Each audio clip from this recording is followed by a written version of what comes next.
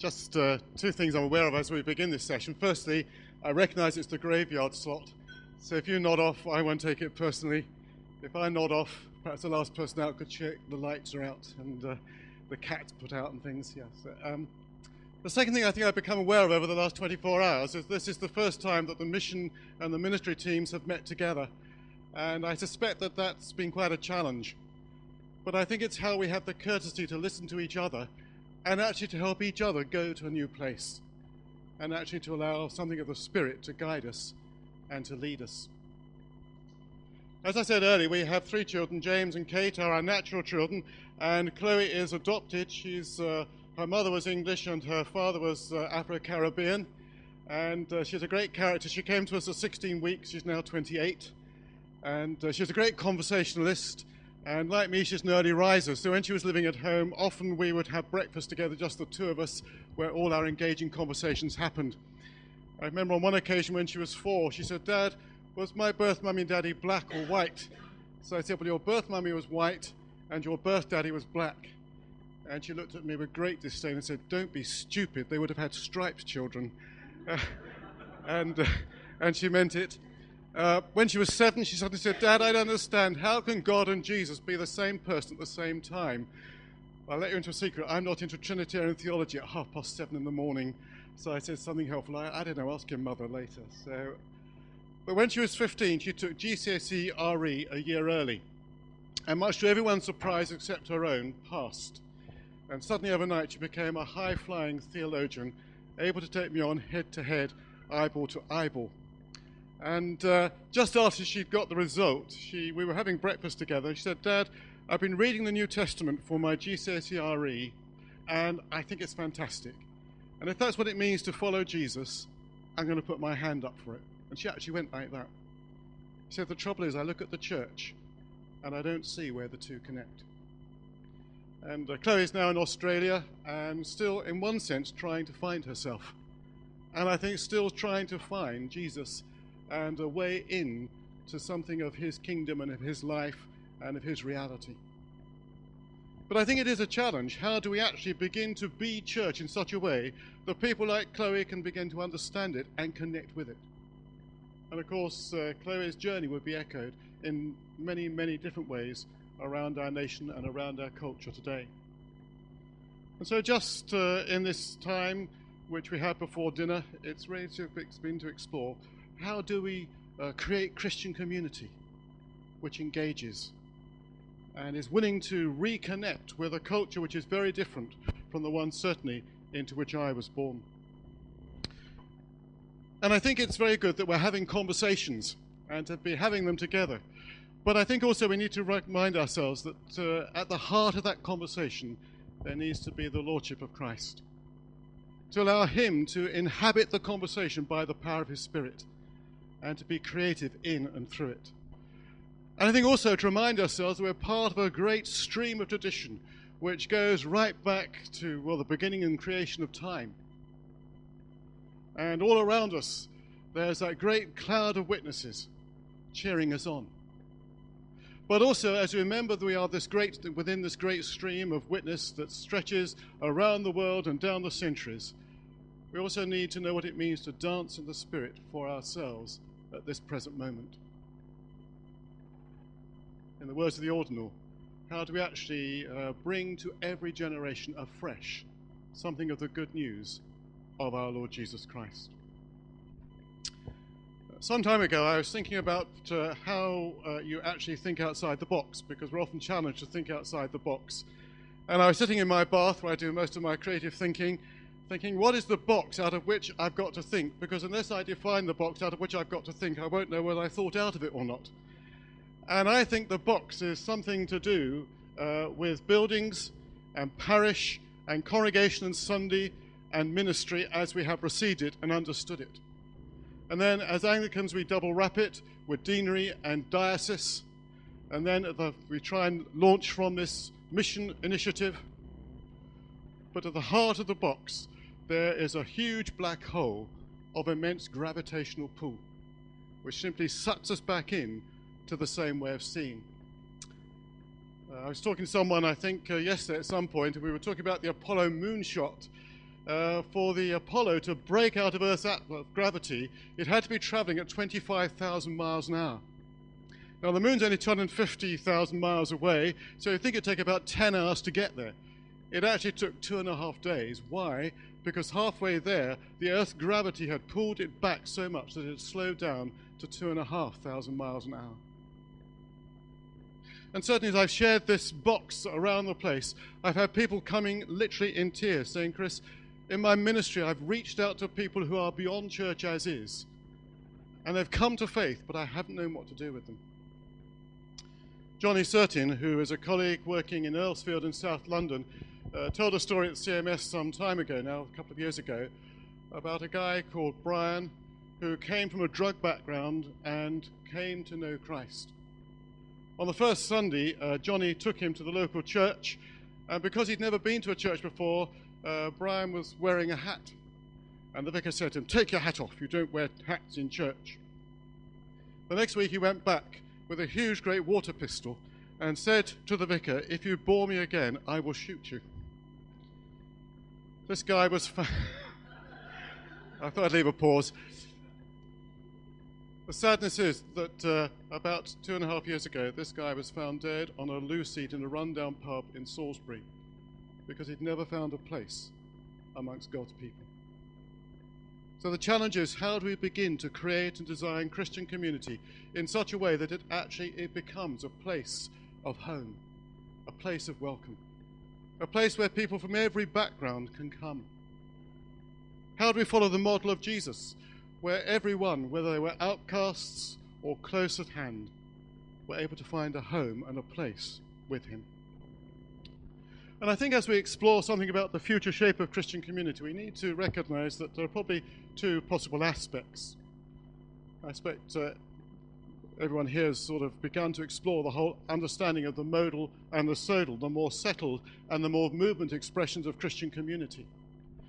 And it seems to me that in the settled church, which is the modal, which expresses itself in the parish system, but we also are beginning to see something about the movement church, which is the more sodal understanding of what it means to be Christian community.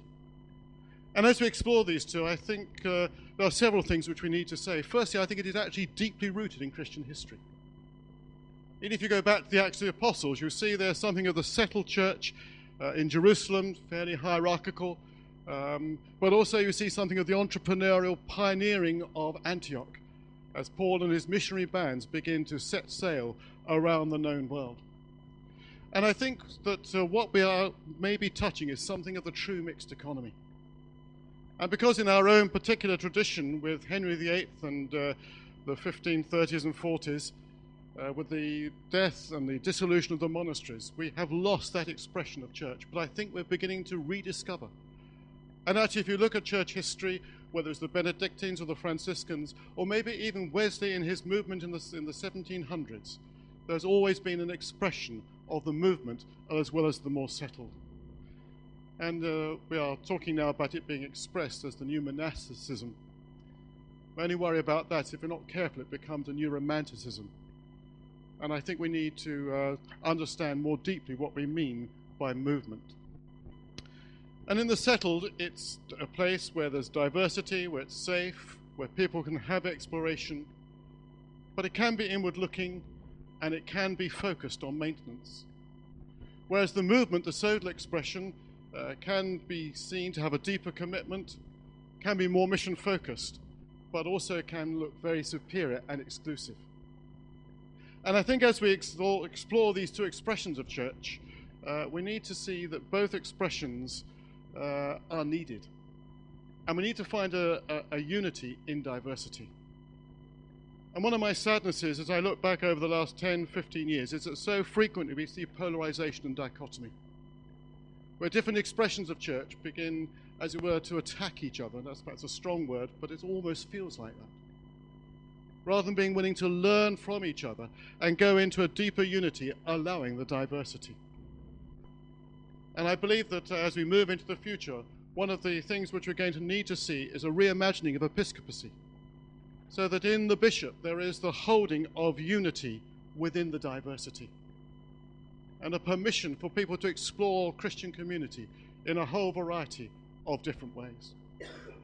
And it's very interesting, at the synod just a few days ago, the Archbishop said the three quinquennial goals of the growing church, contributing to the common good and reimagining ministry, are utterly suited to a time of revolution. They express confidence in the gospel. They force us to look afresh at all our structures. For that reimagination to be more than surface deep, we need a renewal of prayer and the religious life. And certainly it's been said on one occasion that Europe has been converted twice, never by priests, always by monks. And I think it is that rediscovery of the movement expression of church, but holding the unity within the diversity. The other aspect which I think is worth just beginning to think a little bit about is what do we actually mean by the motive of chaos. And I think, as we were saying yesterday, the world in which we're living is going to become in many ways more chaotic than perhaps we have experienced in the past.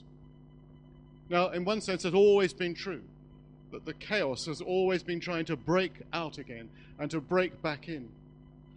And of course, it's God's word and God's spirit that holds the chaos back, the spirit brooding in the chaos to bring creativity and imagination.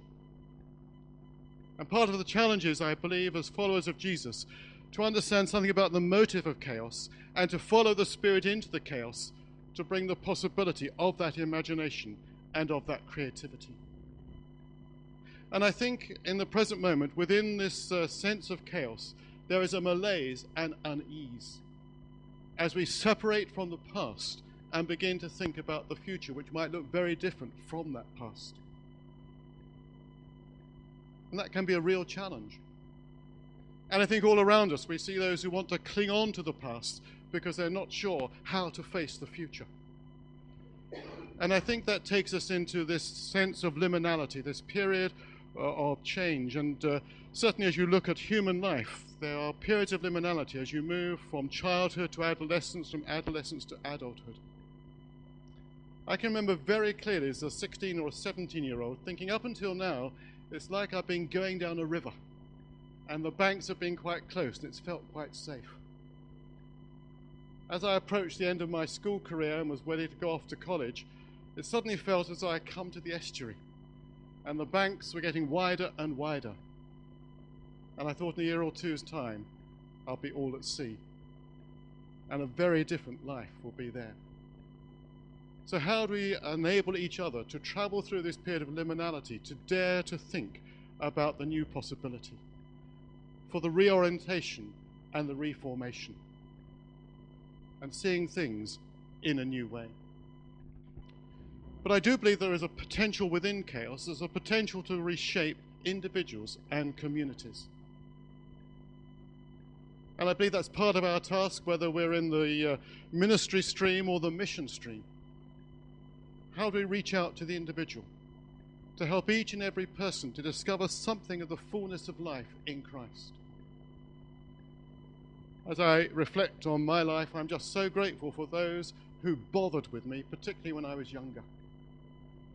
One person in particular, he was teaching in the university in Khartoum, but every summer he would come back on leave and he'd always come and find me. I was about 16 or 17 at the time. And although I didn't recognize at the time, as he spent time with me, it was discipling me and helping me to engage with Scripture in a very real and living way. And I'm grateful for him for all that he gave during those times. And we're still very good friends and meet regularly, and I go to talk to him still. And I still see him as a mentor. So the potential of chaos to reshape both the individual and the community. But I believe also there's the potential for creativity, because the Spirit birthed not necessarily order, but creativity and life in the midst of the chaos. And it's how we follow the Spirit to allow that creativity and imagination to continue to be a possibility and a new way of seeing and thinking. And one of my sadnesses is that sometimes I believe we make God to be so bland and boring. But I mean, just walking and seeing the sea this afternoon, and driving up yesterday and seeing the beauty of creation all around us.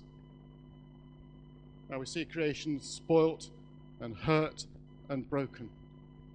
But always there are signs of what God is longing to be and to do for us. And I believe also there's always the potential for regeneration, the possibility of new life, of new beginnings. And certainly in my own ministry, and I can remember thinking this very soon after I'd been ordained, something about God's redemptive power. Even when things seemed to have got screwed up and messed up, believing that somehow there was the possibility of the Spirit showing up and making things new, and bringing healing and the possibility of wholeness and new life and new beginnings. So as we think about the potential of chaos, I think we need to recognize that engaged community requires permission and the release of new thinking. And I believe for all of us here, in one way or another, we will have the possibility of that potential, of giving to others the possibility of thinking in new ways. I believe that's one of the tasks of leadership, how we actually release others into their gifting, into their place of ministry, and actually to dare to think. And also the creativity, the birthing of new thinking. And that's why I think it's been so important to have the conversations, both the more formal ones around the tables in this room, but also the ongoing conversation. And believing that somehow God's Spirit is within that conversation, bringing possibility and new ways of seeing. I think it's also about innovation, the shaping of new thinking, application, the engineering of new thinking, and the refounding, the embodying of new thinking. Certainly within CMS, as we look back over the last 10 years, we often talked about refounding, being melted down and reformed. So many of the values were still there, but it might look very different in the future. And as I was saying this morning about the chrysalis, the butterfly actually looks very different from the caterpillar. And I believe that we're at this transition period in time. And that can either be very, very scary and frightening, or actually I believe it can be a time of huge and immense possibility and excitement, as we see what it is that the Spirit is wanting to birth and to do and to be amongst us. And I think the outcome, a community that is well-resourced and equipped, and which is released to live collaboratively and entrepreneurially, it will be a community that is exploring and pioneering new emerging ways of expressing church and participating in God's mission, creating spiritual, social, and economic capital. It seems to me if you look at church history, very often those who were transforming church were the entrepreneurs who are willing to understand this cascade of spiritual, social, and economic capital. Interesting, Wilson Carlyle, who founded Church Army, he'd made his first million by the time he was 27, and in those days, $1 million was a lot of money. He then had a breakdown, and on his sickbed, the Lord's Spirit said to him, I now want you to do something worthwhile. And out of that challenge grew all that we see in Church Army over the last 100 years or so, as that community has touched the wider community to bring possibility. William Booth, the founder of the Salvation Army, a friend of his said, what you need is a few volunteers. And he said, no, I want an army of disciples. And that's where the term Salvation Army came from. Within 5 years, there were 10,000 followers in East End of London alone. Booth discovered that the Bryant and May match factory were using phosphorus in their matches, which was rotting their employees' lungs. And he went to them and said, what you're doing is wrong, and if you don't stop it, I will set up a company in rivalry with you. And he did, and his matches began to outsell Bryant and May. So as you look at history, and I've just also been reading the story of the Clapham sect, and over again there were those who were pioneers, who were seeing new possibilities and birthing new ways of being and living, who were entrepreneurs. And part of our challenge, I believe, is to almost rehabilitate that word, because in the 80s and 90s it became rather sidelined, particularly within Christian circles. And to recognize that actually it is a gifting to bring the possibility of social transformation, new ways of being and seeing. That was quite a rush through, but I'm just aware that we're up against time. And I just hope that around the tables we can begin to explore some of these things as we think of going back to our ministries, to our place of work, and saying, how do we actually begin to dare to think of Christian community in new ways, to design new possibilities, to explore new ways of being and of engaging? How do we begin to release others who have gifting which can help the whole church rediscover its calling and its life with the God of mission? So there are questions in the on the sheets and the little booklets, so do take time to look at those and just think, how could church be? How could we design it to actually begin to impact the wider society and culture in which we are living?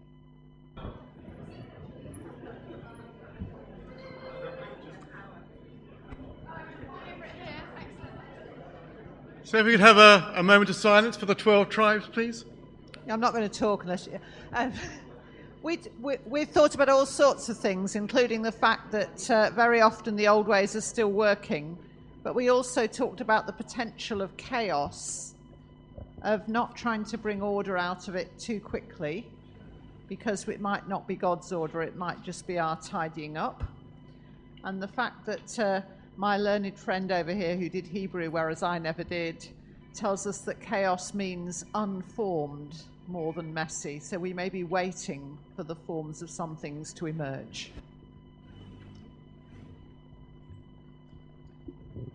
Okay, thank you, Rashid. Leg up.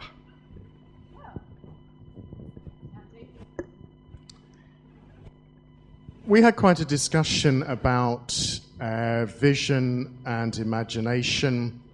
We're wrestling with the question of whether we get sucked too easily into thinking about what is our vision for church and Christian community, and we forget the vision of our calling, which is to be part of God's transformation of the entire community and the entire creation.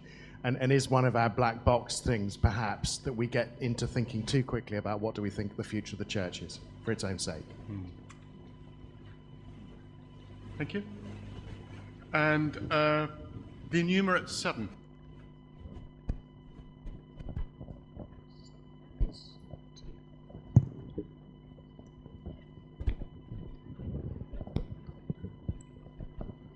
Apparently you've got a job.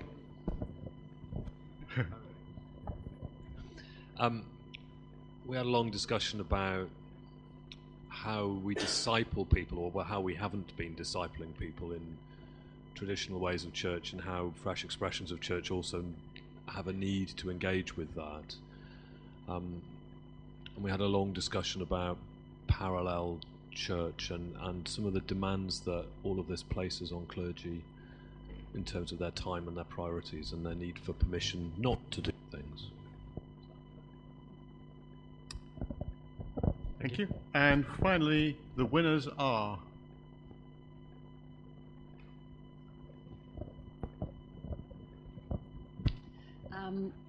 We've been talking about the importance of creating an appetite for change and how you go about doing that in practical ways. We've been talking about how do you help clergy and then others to be creative permission givers, and all the different levels of things that have to go to help that happen. About being humble enough to get in outsiders, consultants from other places, to come and help create that atmosphere of change and imagination. We were just about to talk about PCC bingo, but we ran out of time. Do you want to hear about PCC bingo? I'd love to hear about PCC, yeah. Well, this is an idea that I heard Michael Harvey talk about, and he basically says that at lots of PCCs you often get some negative phrases being said repeatedly, like over my dead body, or we tried that before and it didn't work. or so and so wouldn't like that, or whatever. And what you do is you create a bingo card with all these different phrases on, and everyone has a copy. And when someone said all the different phrases, then you can shout bingo during the PCC meeting. So it's obviously, well, yeah, shoot them. But it's obviously to encourage PCC members to be aware that there are some negative phrases that we can always say that squash creativity and imagination. But then you can encourage them to think of positive bingo phrases like, let's do it, or I'll volunteer for that, or things like that. And it can turn the culture of a PCC. Thank you very much. Very good. Thank you for that. I'm sorry it was a bit rushed, but I'm just aware of time pushing on. But let's just take a moment to be quiet and to reflect and to think about some of those things we've just been exploring and thinking about.